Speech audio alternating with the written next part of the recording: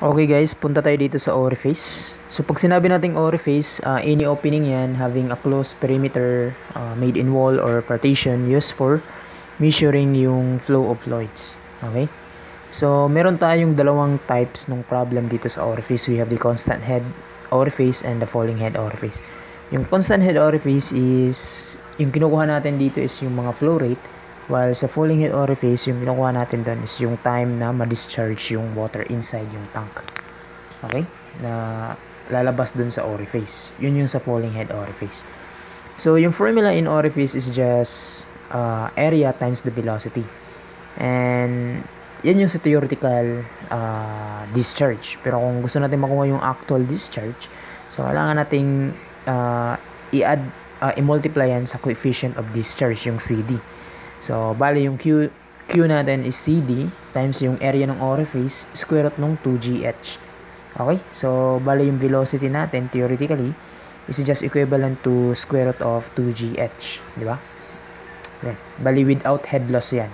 Pero kung i-consider natin yung head loss or parang actual velocity, so, yung velocity natin is just CV times square root ng 2GH. Okay? So, kung i-expand natin yan, so, yung Q natin is just yung CC, which is the coefficient of contraction, times yung CV, which is the coefficient of velocity, times nung EO, times nung square root nung 2GH. Okay? So, yung CC na yan, equivalent yan nung area nung vena contracta, yun dito. Kung, let's say, ito yung opening, no? So, ito yung orifice natin. So, yung vena contracta na yan, yan yun, no? Bali kung maglalabas yung tubig, so medyo lilesen yung area niya, no? EO, so ibig sabihin nito, yung EC is always less than nung EO. Hindi malabong mas malaki yung EC sa EO. Okay? Dahil yun talaga yung nature ng water natin. So, yung vena contracta is located at diameter divided by 2, no? From wall, no? Outer face ng wall. Provided na yung D dito is yan yung diameter nung orifice natin. So, doon daw na-locate yung vena contracta. So, yung ratio nung area nung vena contracta divided by the area of orifice, yun yung magdi-define ng coefficient of contraction natin. Okay, I hope klaro tayo doon. So, dito sa constant head orifice, meron tayong dalawang case na kino-compute. Una is yung case 1, which is yung open flow. And yung case 2 is itong submerged condition. Bali, yung orifice natin nakalubog sa tubig. Dito naman is, sa open flow is, yung flow is under atmospheric pressure. Okay? Under siya, bali, exposed to air. Parang ganun. So, dito sa open flow, so yung issue lang natin dito sa open flow, or kahit sa orifice, kahit submerged, is yung H. Okay? Yan talaga yung magiging issue lang natin. No? Kasi yung the rest is hindi naman medyo komplikado. Yung CD, CC, CB, EO, hindi komplikado yan. Yung H lang talaga yung mayroong twist. So, makikita mo dito na sa open flow is, kung ito yung center ng orifice natin, is, yung H dyan is yung center ng orifice dun sa free water surface natin or liquid surface. Dito naman sa submerged condition is yung H na gagamitin natin sa equation is yung difference ng elevation ng mga water level nila. Okay? Provided ito yung orifice natin. So, ito yung water level, ito yung water level. So, yung difference niyan, yan yung gagamitin mo na value for H. So, yan yung i-input mo sa formula. Okay? So, meron tayong maraming case ng H kasi iba-iba yan. So, pag ganito, for example, ito yung orifice natin, so, yung gagamitin mo na H is ito.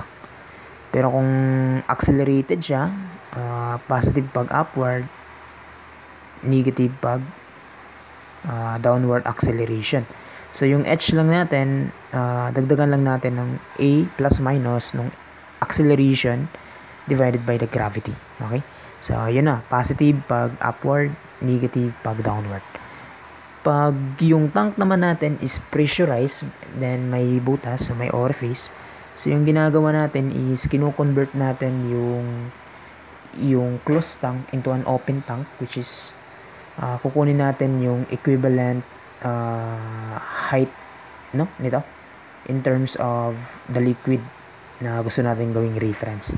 So it's just pressure of air divided by unit weight nung liquid.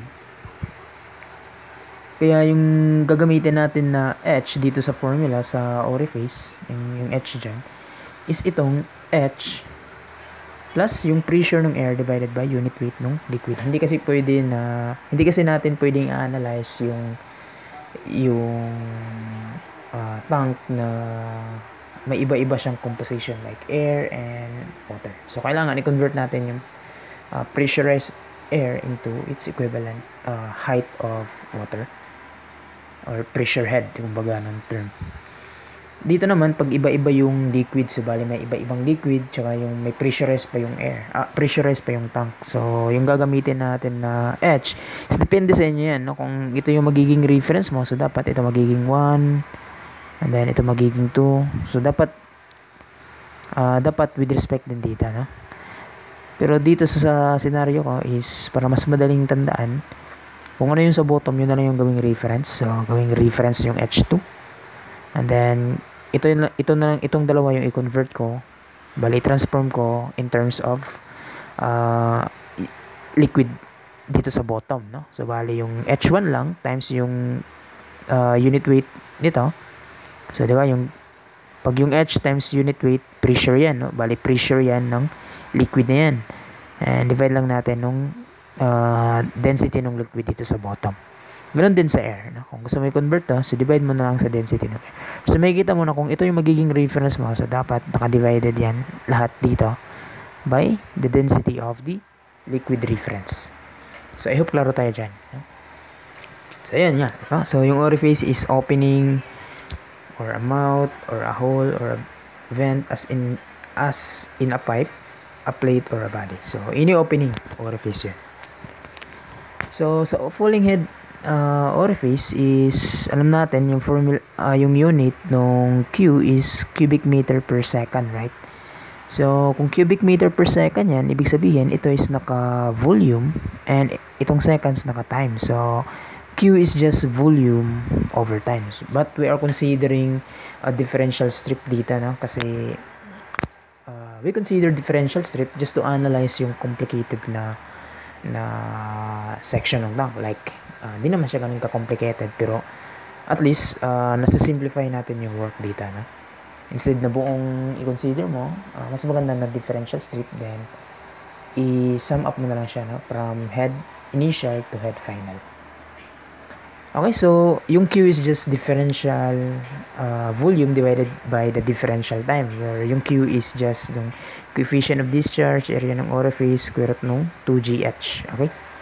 So, by separable differential equation, so, combine lang natin yung dt tsaka yung dv dito, na. So, bali, parang nang gaganyan ka lang. Ha? So, ito na yung babaw mo. Oh, ganun. Ganun yan. Okay, so, bali dito, integrate lang natin yan both sides. So, ito yung mangyayari. So, ngayon, yung head mo dito, kasi ito yung variable mo, no? Yung ka-dh. So, ibig sabihin, yung limits natin is in terms of h. So, dapat h initial, then h final.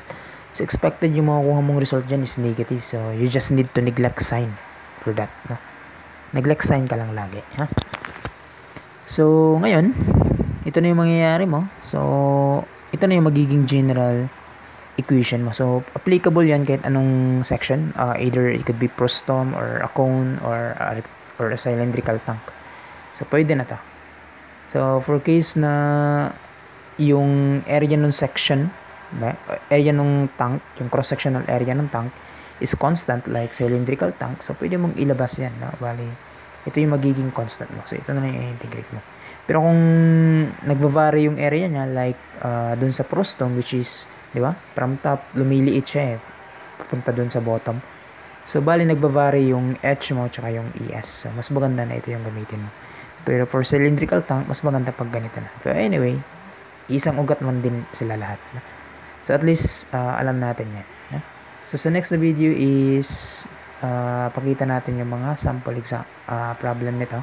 Sample problem nung orifice, both for constant head and falling head orifice. Okay, so that's it, and see you in the next video. Thank you.